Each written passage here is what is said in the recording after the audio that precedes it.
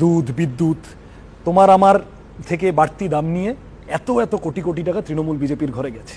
কয়লা, গরু, বালি, চাকরি, লটারি, যা যা যা যা অভিযোগ, এই টাকা তো ব্যবহৃত হচ্ছে ভোট কেনার কাজে, ভোট মেশিনারি অর্গানাইজ করার কাজে এবং ভোট অর্গানাইজ করার কাজে অ্যাজ আ হোল।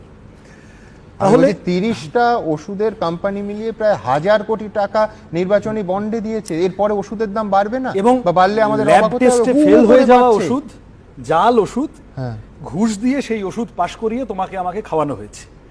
এই যে কলকাতা আমরা টাকা দিয়ে ফ্যান লাইট চালাই, বাড়তি টাকা দিয়ে সেই টাকা ভায়া দ্যাট কোম্পানি তৃণমূল বিজেপির কাছে ইলেকটোরাল বন্ডে গেছে।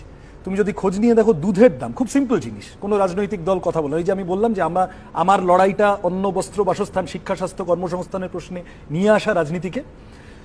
ডাবল টোন্ড মিল্ক 1 বছর আগে কি ছিল, এখন কি দাম হয়েছে।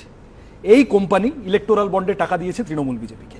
আমি নিশ্চিত ওর রাজনীতি করছে, এবং দেবাংশুকে সত্যিই তো, দেবাংশুর পক্ষেও আমি এটা বুঝি, ডিফেন্ড করা কঠিন। এই যে ফ্ল্যাটে কোটি কোটি টাকা পাওয়া গেল, টাকার গাছ তো ছিল না, কারুর না কারুর টাকা, যে টাকা আদারওয়াইজ মানুষের কাজে লাগতো, সেই টাকা দুর্নীতি করে তৃণমূলের নেতামন্ত্রীদের কাছে গেছে। এবং তৃণমূল যদি রাজ্যের ক্ষমতায় রঞ্জি ট্রফি খেলা চোর হন তৃণমূলের নেতারা, দিল্লিতে বিশ্বকাপ খেলা ডাকাত বসে আছে, সে আরো বড় বড় তার নামে এখনো তো সবই ইলেকটোরাল বন্ড, পিএম কেয়ার্স এখনো বেরোয়নি সামনে।